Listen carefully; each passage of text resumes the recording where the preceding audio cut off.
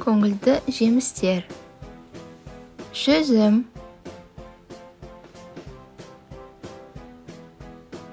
алма,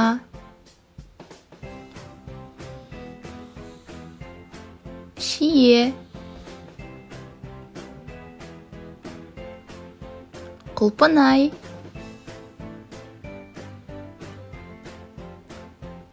алмұрт,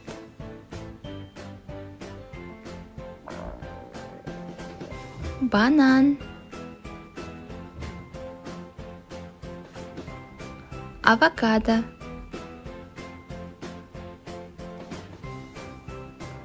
таңқурай, киви,